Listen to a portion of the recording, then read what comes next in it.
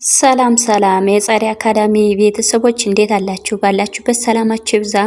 በዚህ ቻናል አማርኛ፣ እንግሊዘኛ፣ ሂሳብ እንዲሁም ሌሎችን ትምህርቶች እያስተማርን እንገኛለን። የምናስተምርበት የትምህርት አማራጭ በኢሞ፣ በቴሌግራም፣ በዋትስአፕ፣ በጎግል ሚት ባላችሁበት ቦታ ሁናችሁ መማር ትችላላችሁ።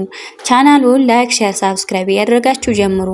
ለዛሬ ትምህርት ይዤላችሁ የመጣው የአማርኛ ፊደላቶችን ከሀ እስከ ሰ ያሉ ፊደላቶችን ጽፌ ከዛ ደግሞ ቃላቶችን 3 እና 2 እንዲሁም 4 የሆኑ ቃላቶችን በፊታቸው መስርቼባቸዋለሁ ማለት ነው።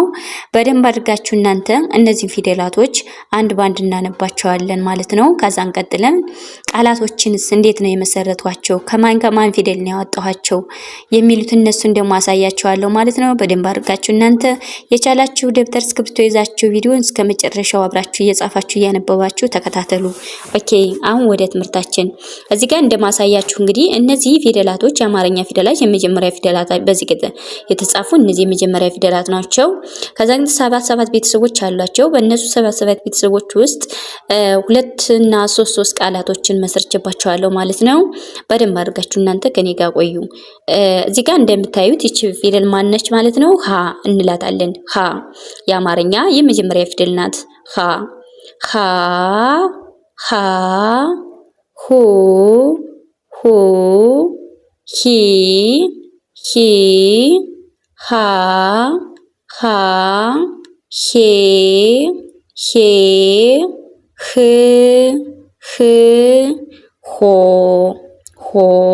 ኦኬ በጣም አሪፍ። ወደ ቀጣዩ ፊደል ስንመጣ እዚህ ጋር ደግሞ ማሳያችሁ እቺ ማናት ማለት ነው?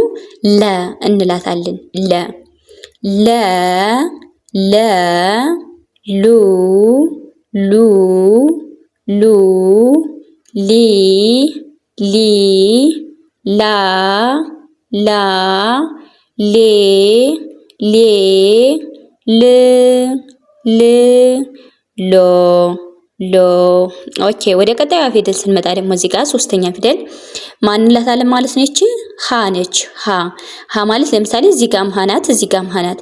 እነዚህ ፊደሎች ምንድነው በድምጻቸው ተመሳሳይ ፊደል ሆነው በቅርጻቸው ደግሞ የተለያዩ ፊደል ናቸው ማለት ነው።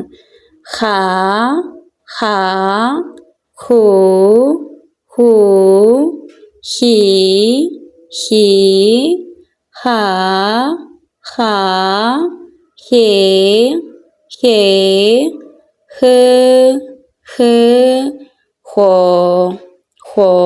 በጣም አሪፍ። ወደ ቀጣዩ ፊደል ስንመጣ ማን እንላታለን ማለት ነው? እቺ መ እንላታለን። መ መ ሙ ሙ ሚ ሚ ማ ማ ሜ ሜ ም ም ሞ ሞ። ኦኬ ወደ ቀጣዩ ስንመጣ እንደገና እዚህ ጋር ሰ ነች። ሰ ሰ ሱ ሱ ሲ ሲ ሳ ሳ ሴ ሴ ስ ስ ሶ ሶ። ኦኬ ወደ ቀጣዩ ፊደል ስንመጣ እዚህ ጋር ደግሞ ማን እንላታለን? ረ ረ ረ ሩ ሩ ሪ ሪ ራ ራ ሬ ሬ ር ር ሮ ሮ። ወደ ቀጣዩ ፊደል ስንሄድ እዚህ ጋር መጨረሻ ፊደል ማን እንላታለን? ሰ። እዚህ ጋርም ሰ እንግዲህ እንደምታዩት ተመሳሳይ ፊደል ናቸው፣ በድምጻቸው ተመሳሳይ ናቸው ብያቸዋለሁ። በቅርጻቸው ደግሞ የተለያዩ ፊደላት ናቸው እነዚህ ሰ። እዚህ ጋርም ሰ ናት።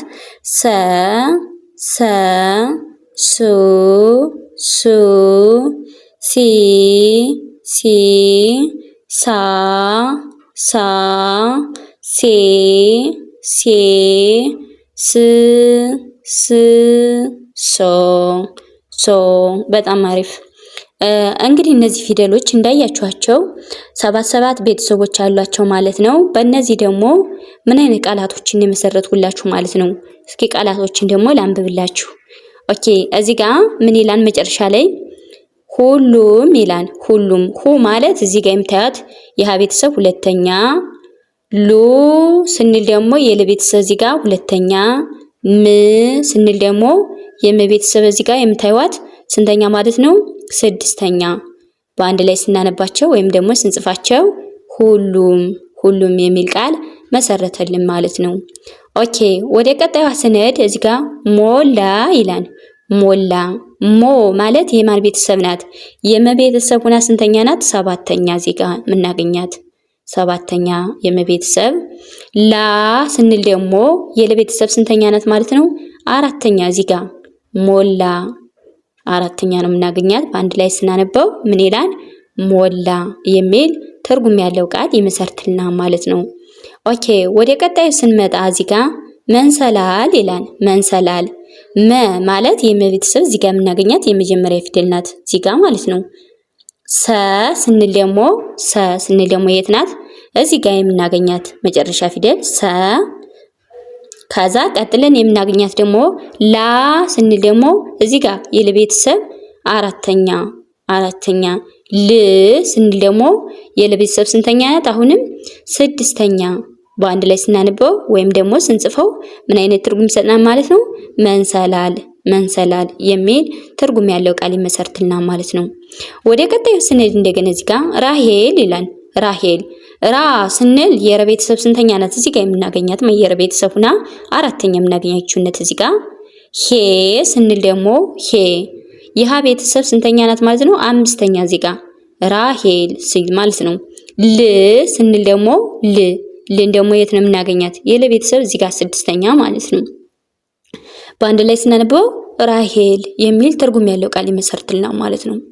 ኦኬ ወደ ቀጣዩ ስንሄድ እንደገና እዚህ ጋር ሎሚ ይላል። ሎ ማለት የለ ቤተሰብ ስንተኛ ናት? ሰባተኛ። እዚህ ጋር የምናገኛት። ሚ ስንል ደግሞ የመ ቤተሰብ ስንተኛ ናት? ሶስተኛ። ሎሚ የሚል ቃል ይመሰርትልናል ማለት ነው። ኦኬ ወደ ቀጣዩ ስንሄድ መራራ ይላል። መራራ መ ማለት እዚህ ጋር የምናገኘት የመጀመሪያ ፊደል ናት ብያቸዋለሁ።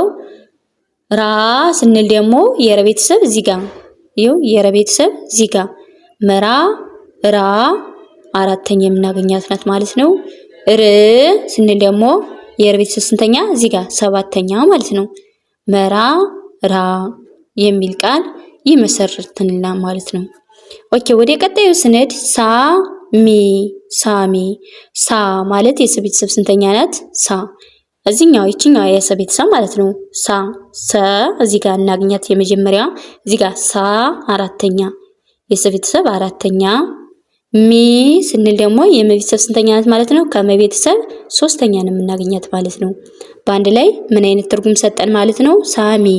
ሳሚ የሚል ቃል ይመሰርትልናል ማለት ነው። ይመሰርትልናል።